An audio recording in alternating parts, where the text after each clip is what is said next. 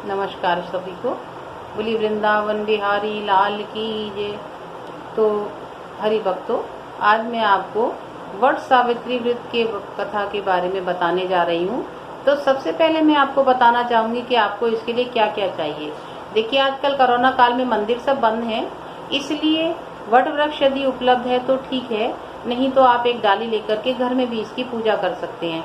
आपको चाहिए एक वट वृक्ष की डाली, उसको किसी डिब्बे में मिट्टी डाल के लगा लीजिए, और एक पंखा, खरबूजा, आम, केला, संतरा, जो भी आपको ऋतु फल मिले वो, एक मट्टी का मटका जल भर के, क्योंकि ये गर्मी के मौसम में आती है, ज्येष्ठ मास की अमावस्या को आती है, इसलिए इसमें जल का दान शेष बताया गया है।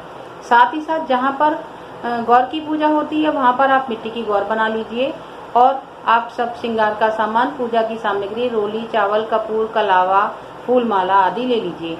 गौर पर चढ़ाने के लिए, बायना मनसने के लिए आप साड़ी, ब्लाउज और कपड़ा भी ले सकती हैं, उसी के ऊपर आप श्रृंगार का सामान रख सकती हैं। कहीं कहीं पर काले चने को भिगाकर उससे भी व्रत का अनुष्ठान किया जाता है। तो जो आपके यहाँ की आवश्यक सामग्री है उसी हिसाब से आप ले लीजिए। 8-8 पूड़ी के 2 जोड़े बना लीजिए और उनके ऊपर मीठे पुए रख करके एक बायने के लिए रख लीजिए और एक को आप बड़ पर चढ़ा दीजिए। इसके साथ ही अब मैं आपको बताती हूँ कि वट सावित्री व्रत की कथा कैसे है। तो सर्वप्रथम आप पूजन कीजिए, जल चढ़ाइए, तिलक लगाइए, चावल चढ़ाइए, धूप बत्ती जला करके आरती कीजिए, और भोग में यदि आपने पुए और पूड़ी बनाई हैं तो उनका 8 पूड़ी और पुए चढ़ा करके भोग लगाइए। अन्यथा जो फल आपने लिए हैं उसी में से किसी फल का आप प्रसाद लगा सकते हैं। कथा इस प्रकार है। भारतवर्ष में एक बड़े ही प्रतापी राजा हुए करते थे, उनका नाम था अश्वति। अश्वति राजा की कोई संतान नहीं थी। बहुत से यज्ञ और अनुष्ठान करने से उन्हें एक बहुत ही बुद्धिमान सुंदर कन्या प्राप्त हुई। कन्या दिन पर दिन बढ़ने लगी, सभी गुणों में संपन्न होने लगी। कुछ समय के बाद राजा ने सखियों के साथ खेलती हुई कन्या को देखा और दूत को बुला करके कहा कि कन्या के योग्य उचित वर की तलाश करें। मंत्री और दूत गए, सारे ब्रह्मांड का चक्कर लगाने के बाद सावित्री के लायक कोई वर नहीं ढूंढ पाए, और लौट करके उन्होंने राजा से कहा, महाराज, हमें कोई भी श्रेष्ठ वर नहीं मिला जो आपकी कन्या के योग्य हो। तो राजा ने अपनी पुत्री से कहा, हे पुत्री, मैं आपके लिए श्रेष्ठ वर ढूंढने में असमर्थ हूँ, आप अपनी इच्छा से स्वयं अपने योग्य वर की तलाश करो। पुत्री कुछ मंत्रियों के साथ चली और पृथ्वी पर ढूंढने लगी। जब वापसी आ रही थी तो उसे एक जंगल में उसने देखा कि एक पुरुष बहुत ही तेजस्वी है, उसके चेहरे पर तेज है और अपने माता पिता की सेवा कर रहा है। सावित्री ने सोचा कि इससे श्रेष्ठ वर तो मेरे लिए कोई हो ही नहीं सकता। ऐसा सोच करके सावित्री ने उनसे उसका नाम पूछा। उन्होंने बोला कि देवी, मेरा नाम सत्यवान है और मैं इस जंगल में अपने माता पिता के साथ रहता हूँ। ऐसा सुनकर के सावित्री मंत्रियों के साथ वापस आई और पिता से कहा, पिता, मैंने अपने योग्य वर की तलाश कर ली है। पिता ने पुत्री से सारा पता पूछकर दूत भेज करके सत्यवान और उसके माता पिता को बुलाया। देख करके पिता ने कहा कि पुत्री, यह तो विवाह के योग्य नहीं है, ये तो बहुत ही निर्धन है। सावित्री ने कहा, पिताजी, आपसे ही मैंने सुना है कि भारत व्रत की जो कन्याएं होती हैं वो एक ही बार किसी व्यक्ति को पतिवरण करती हैं, और मैंने सत्यवान को पतिवर लिया है। राजा ने धूमधाम के साथ अपनी पुत्री का विवाह सत्यवान के साथ करने का विचार बना लिया। तभी नारद जी वहां पर आकर कहते हैं, नारायण नारायण, यहाँ क्या होने जा रहा है। तो राजा ने बताया, नारद जी ने कहा कि हे पुत्री, उसकी आयु तो केवल 1 वर्ष शेष बची है। सावित्री ने कहा कि जो भी हो, लेकिन मैंने उन्हें पति मान लिया। धूमधाम के साथ सत्यवान के साथ सावित्री का विवाह हो जाता है। सावित्री जंगल में अपने सास ससुर की सेवा करने लगती है। धीरे धीरे दिन बीतते रहते हैं। सावित्री के पिता की चिंता बढ़ती रहती है कि अब 1 वर्ष खत्म होने को आ रहा है, लेकिन सावित्री निष्ठा से, श्रद्धा से पति और सास ससुर की सेवा करती है। जैसे जैसे समय बीतता गया, 1 माह शेष रहने पर सावित्री ने व्रत करना शुरू कर दिया। केवल एक समय भोजन करती थी, और जब 15 दिन शेष रह गए तो सावित्री ने भोजन करना बिल्कुल छोड़ दिया, खाली जल पर रहने लगी। जब 5 दिन रह गए तो केवल नारायण का भजन करना शुरू कर दिया और उसने सब कुछ त्याग दिया।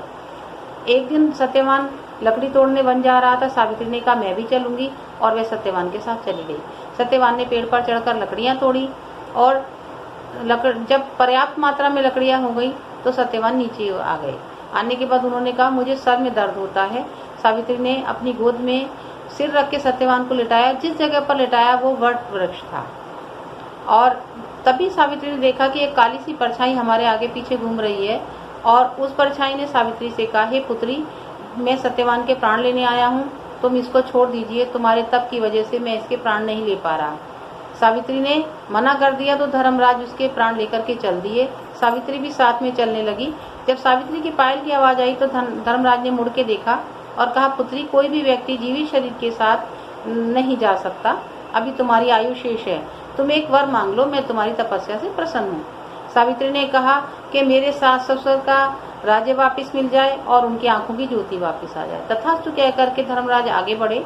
उन्होंने देखा कि सावित्री फिर भी पीछे पीछे आ रही है, तो सावित्री से उन्होंने एक और वर मांगने के लिए कहा। सावित्री ने कहा, मेरे कोई भाई नहीं है, मेरे पिता पुत्रवान हो जाएं। तथास्तु कह के जैसे ही धर्मराज आगे बढ़े तो उन्होंने देखा कि सावित्री तो फिर भी चली आ रही है। बोले, पुत्री, तुम बहुत जिद्दी हो, लेकिन फिर भी मैं तुम्हारी तपस्या से प्रसन्न हूँ, तुम एक बार और मांग लो। सावित्री ने कहा कि मैं चाहती हूँ कि मेरे सास ससुर अपने पौत्र को सोने के झूले में झूला झुलाएं। जैसे ही तथास्तु कह के आगे बढ़े, सावित्री फिर चलने लगी। धर्मराज को क्रोध आ गया और उन्होंने कहा कि हे पुत्री, तुम कहना नहीं मानती। सावित्री बोली, प्रभु, आप मुझे पुत्रवान होने का वरदान देकर के मेरे पति को अपने साथ लेकर जा रहे हो, तो ये तो बहुत निंदनीय होगा, मेरी कितनी निंदा होगी। जब धर्मराज ने ऐसा सुना तो उन्हें अपनी गलती का आभास हुआ और उन्होंने कहा कि मैं भारत की सतियों से हार गया, आज तुमने अपने पति को वापस प्राप्त किया है तो जाओ। बहुत लंबी आयु का वरदान दे करके धर्मराज वापस चले गए। सावित्री वापस आई। जब तक सत्यवान को होश आ गया था, उन्होंने कहा, अरे मैं तो बहुत सोया। सावित्री ने कहा, कोई बात नहीं, चलो घर चलते हैं। घर पहुंचे तो माता पिता बहुत सत्यवान को देखकर प्रसन्न हुए, क्योंकि उनकी आंखों की ज्योति भी आ चुकी थी और सैनिकों ने आकर बताया कि उनको उनका राज्य भी वापस मिल गया है। इसके बाद सावित्री अपने सास ससुर के साथ अपने राज्य में रहने लगी और बहुत सुख सौभाग्य के साथ जीवन व्यतीत करने लगी। तो जो इस कथा को सुनता है, सुनाता है, उन सभी को अखंड सौभाग्य देते हैं भगवान। और धर्मराज ने सावित्री को वरदान दिया कि जब तक पृथ्वी रहेगी तब तक जो भी तुम्हारी इस कथा को सुनेगा, अनंत काल तक इस कथा को सुनाया जाएगा। जो सुनेगा सुनाएगा, उनके घर में धन धान्य की वृद्धि होगी, सुख संपत्ति होगी, सभी सौभाग्यवती होंगी। इसीलिए हमें इस व्रत को करने के साथ साथ भगवान श्रीमन नारायण का भजन भी करना चाहिए और अपने सुख सौभाग्य के लिए हमेशा यही कामना करनी चाहिए कि हमारे घर में शांति बनी रहे, सब धन धान्य से परिपूर्ण रहे। जय हो वट सावित्री व्रत की, जिसकी वजह से एक सती ने अपने पति को दोबारा से प्राप्त किया। बोलिए वृंदावन बिहारी लाल की जय। अगर आपको मेरी ये कथा पूजन विधि पसंद आई हो तो मेरे वीडियो को लाइक करें, शेयर करें और सब्सक्राइब करिए, जिससे कि मेरे आने वाले वीडियो आपको जल्दी जल्दी मिलते रहें।